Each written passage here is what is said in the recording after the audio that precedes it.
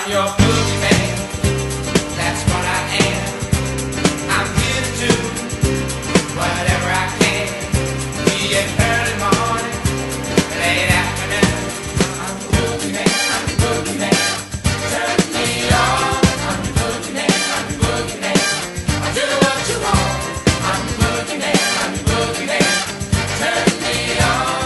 I'm the boogeyman. I'm the boogeyman. I'll do what you want.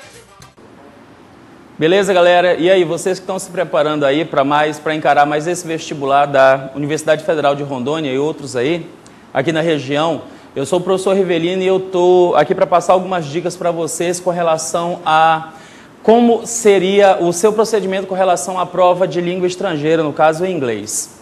Bom, em se tratando da prova da Uni, a gente que já trabalha bastante tempo com isso, eu particularmente já há 20 anos aí de estrada, então nós temos aí uma característica da prova da Uni que ela tem se mantido a mesma desde que ela começou a ser elaborada pela Federal do Mato Grosso, que é a análise de textos com questões de interpretação em inglês. Isso aí facilita para o aluno porque na hora dele verificar as questões relacionadas ao texto, na própria questão ele tem um dicionário à sua disposição com relação a alguns termos do texto. Então, a dica é a seguinte: primeiro, a leitura geral do texto, uma leitura superficial. A gente chama isso em inglês de read over, que é você ler do início ao final. Então você vai passar essa leitura, não deve demorar mais do que uns 2 minutos. Aí você pega o quê? O tema principal do texto, você presta bastante atenção no título.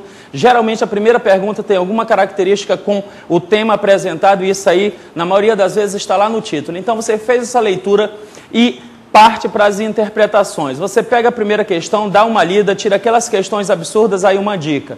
Nunca vi em história nenhuma de provas de vestibular alguma questão em que houvesse nunca, sempre, nada, todo mundo, em nenhum lugar, de forma alguma. Todas as vezes que você encontrar uma unanimidade na prova, você pode ter certeza que está errada.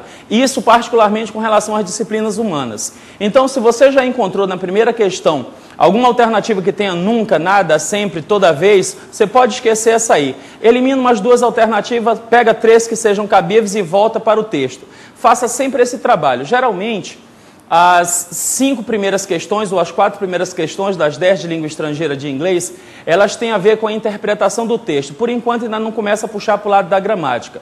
Lá pela 5ª questão de inglês, pela questão número 25, número 26, você vai ter o quê? Você vai ter a colocação de gramática. E essa gramática ela é contextualizada. Nós temos aí uma característica das provas da Uni é a colocação de análise de termos antecedentes. O que é analisar um termo antecedente? Um termo antecedente pode ser um pronome relativo, pode ser um pronome relativo that, pode ser um pronome relativo who, pode ser um pronome relativo which.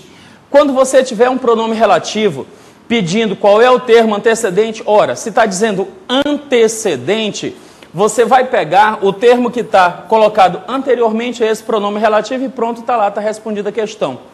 Essa primeira questão de gramática geralmente tem a ver com pronome relativo, com termos antecedentes. Se o termo antecedente estiver ligado a um pronome pessoal, principalmente esse aqui, você vai ter que fazer uma análise sintática superficial da frase. Também não é tarefa muito complicada, não.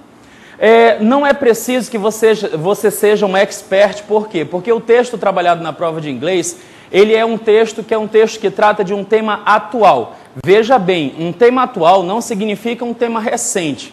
Não espere encontrar na prova de inglês da Uni alguma coisa relacionada, por exemplo, a essa última série de terremotos aí ocorridos na próxima Indonésia, Jacarta, nesses lugares. Então, o que trata o texto da prova da Uni é um texto atual, não é um texto recente. Então você vai ter alguma coisa que você já tem visão. Você que tem visão de mundo, você vai ter visão daquele texto. Porque se você não sabe nada de genética, como é que você vai analisar um texto de genética? Então a tua visão de mundo também vai ajudar lá na hora de resolver essa prova de inglês. O texto apresentado na prova da Uni, às vezes ele pode vir seguido de uma historinha, de uma tira. Não esqueça que todas as vezes em que aparece essa tira, o que a gente chama em inglês de comics, essa tira, ela é irônica. Geralmente, a tira aborda um tema sério de uma forma irônica, de uma forma inusitada. Então, procure sempre alguma coisa relacionada a uma análise irônica daquilo que foi apresentado. Bom, essa segunda parte ou pode vir na forma de uma tira, de uma comics, ou ele pode vir através de um texto menor. Se for um texto menor, também vai ter essa característica. Então você tem um primeiro texto que vai ser um texto jornalístico, um texto ligado a fatos reais, e um segundo texto que vai trazer uma linguagem mais irônica, mas nada muito complicado não. Uma característica também da prova de inglês da UNI é pedir o que a gente chama em inglês de análise morfossintática. A análise morfossintática nada mais é do que você determinar se uma determinada palavra colocada em destaque é um substantivo, é um adjetivo ou, algumas das vezes, um verbo. Então, essa questão da análise sintática aí já vai puxar um pouquinho mais os pré-requisitos que você tem lá desde o ensino fundamental. Bom, o que a gente tem aí com relação à prova de inglês é que não é uma prova que vai dificultar a tua vida, muito pelo contrário, é aquela prova que vai te dar aqueles pontos que você precisa lá para superar teus concorrentes. Basta ter cabeça fria, não vai entrar nessa de ficar lendo muito, refazendo, revisando prova, porque tem uma coisa que eu ensino para os meus alunos há bastante tempo, que é não cair na tal da síndrome do cavalo. A síndrome do cavalo nada mais é do que você voltar numa questão que você já resolveu e desmarcar. É só você lembrar, pensa naquela última prova, naquele último simulado que você fez. Lembra aquela questão que você já tinha marcado uma alternativa e você voltou? Nessa questão, se você desmarcou, você vai lembrar, provavelmente essa questão estava certa. É só você fazer ter uma pequena recordação do que você fez nas suas últimas provas. Então, cabeça fria, tranquilidade na hora de fazer a prova, dividir certinho o tempo e você vai ter um bom desempenho aí nessa prova de língua estrangeira. Bom, essa é mais uma dica aqui que a gente está passando para você que está se preparando para esse vestibular. Boa sorte!